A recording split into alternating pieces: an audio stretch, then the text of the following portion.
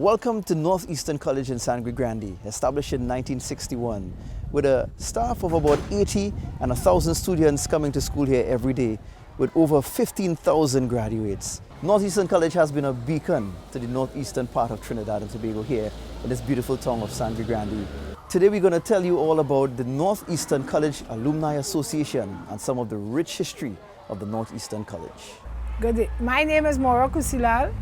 I was the first head girl of Northeastern College, and Northeastern College opened its doors to the students from Toco, Manzanilla, Mayaro, Tamana, Arima, and Sangre Grande in May 1961. Its first registration day was Tuesday, 9th of May 1961.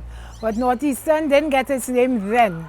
The school was first called Sangre Grande Government Modern Secondary, and 105 students came on that day, the 9th of May 1961, to be registered. And then our parents were informed that this school only had a 3-year status, and parents objected. And led by a group, they formed a delegation to go to the Ministry of Education in Port of Spain on the same day. And by the next day, Modern was removed from the title of the school, and it became Sangre Grande Government Secondary. And 1 year later, on September the 3rd, 1962, the name was changed to Northeastern College. Our very first principal, Mr. Ralph Laltu, he made those changes. And at that time, I refer to Northeastern as the name changers. The name of the school was changed, right? We had a new principal, Mr. Laltu, made Northeastern College what it is, right? He worked hard for his students. He knew parents were poor and they can go to Port of Spain to buy books, so he brought the books here and the students assisted him, and we sold the books to incoming students. Now there were 3 forms. Forms 1A headed by Mr. Adams, Form 1B headed by Mr. Ramcharan, and Form 1C headed by Ms. Roma Akwi.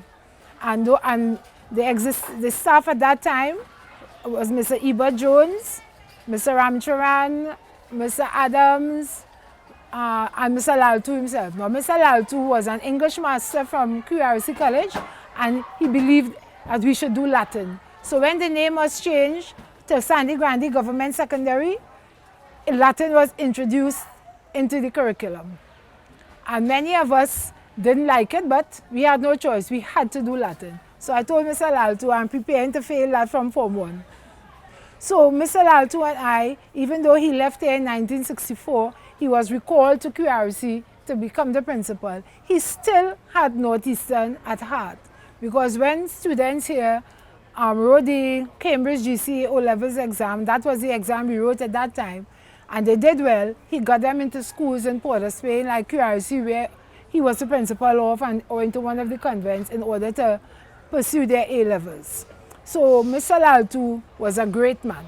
And after him, we had other principals. We had Mr. Ramnarayan, Mr. Mohammed, then Ms. Brizan, Mr. Antoine, and I can't remember everybody, but at present, we have Ms. Jocelyn Ramlal as the principal, and 2 vice principals, Ms. Bidesi Santoki and Ms. Damini Fox. Now, many people think that Northeastern College was maybe a third world school, but Northeastern College was really a first-class school in this area. It was the only government secondary school in the area at that time. Right? There were other private secondary schools.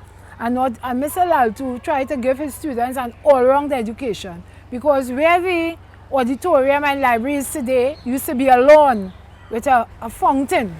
And in that fountain, there was something like a map of Trinidad and Tobago, and that fountain carried ornamental fishes.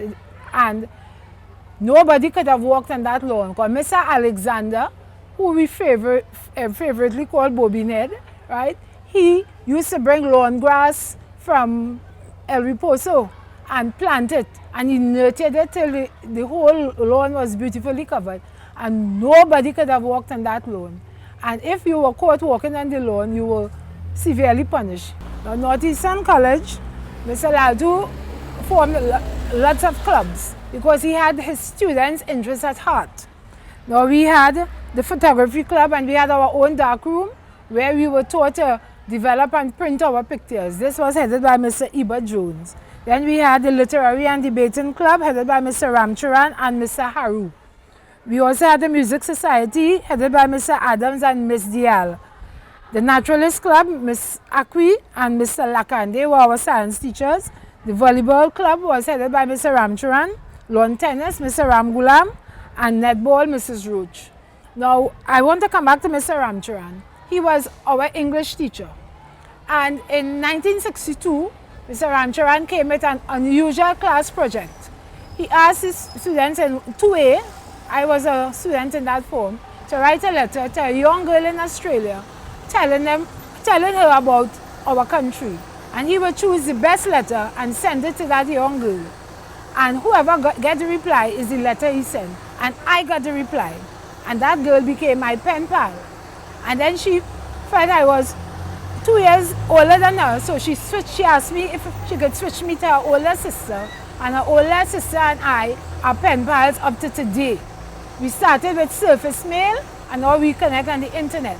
But in 2000, I wrote to Bibi and I told her my story. I sent it to the 3 newspapers, The Guardian, The Express, and The Newsday. And I was interviewed by all the newspapers, but Newsday kept carrying the story. And Mr. Conrad Aliong, who was the CEO of Bibi at that time, called me and told me he's going to send me to Australia to meet my pen pal for the first time. That is after 39 years of correspondence. And that is one of the effective teaching methods that teachers used in that time to get children to write essays and to write letters. And BWIA and United Airlines teamed up and they flew me to Sydney and Perth. I spent a month in Perth in Western Australia. I even traveled to the Outback, and I can tell you that BWIA at the time and United Airlines kept emailing me, asking me how my trip was going. I was treated like a VIP. On my way, when I got to Miami, I was upgraded to first class, and I flew all the way to Perth first class. And up to today, I still thank BWIA. They're no longer in existence. I was even heckled and said this, I caused BWIA to crash because they had to pay all this money to send me to Australia. But you know, that's just a joke. And my pen pal and I now connect on Facebook and on Messenger. Now this building is one of the original buildings, and it was the main building which housed the principal's office, the secretary and caretaker's cubicle, the dining hall, the canteen, the library, the geography room on the ground floor, and on the first floor we had the 3 forms, 1A, 1B and 1C, plus the staff room here and the staff toilets. And the other buildings, well, house Block A, house the science block. Block B was a classroom block with a small staff room. Block C was the assembly hall.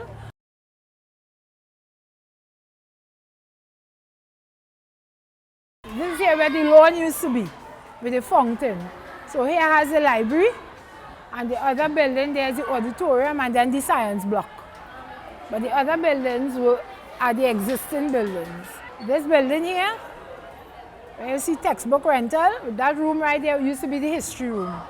This building here is the home ec building where we did food and nutrition, we did home management, and clothing and textiles. Our teacher was Mrs. Roach, and he was an excellent home ec teacher. But we made this happen because the students used to come out during the vacation and paint the buildings and fix up the kitchen and so on to get our subject going. Next building is IA. Mr. Iba Jones was the IA teacher. He came from San Fernando every day to Sangre Grande. This building here, this 3-story building, is the science building. And this building came after. That is when physics and chemistry were introduced. Now, in the old science block, which is now the art rooms, we did biology. We did for O-levels. We didn't have any A-level classes at that time. So we just did biology only. And we used to go next door where Sangre Grande Secondary is now built. It was forested with cocoa trees. We used to go there to collect our specimens like frogs and cockroaches and grasshoppers for us to experiment on. So today I introduce to you the first head girl of the Northeastern College, Miss Maura Kusilal, and the present head girl of Northeastern College, Miss Maya Allen. Hi, nice meeting you. Northeastern College Alumni Association is bridging the gap between the past and the present, bringing together all past and present students under one umbrella to effect change in the school, the community, and the nation. The original uniform of Northeastern College was made by a factory. Parents didn't have to go to Naipals and buy the uniform. Mr. Laltu got a Syrian man from Port Spain to come, and they measured us and they made our uniforms. They were grey box pleated skirts, blue shirts, there was no monogram, and the boys wore grey short pants and the same blue shirts with a silver, blue and grey, silver grey and blue slanted striped tie, dark shoes and socks.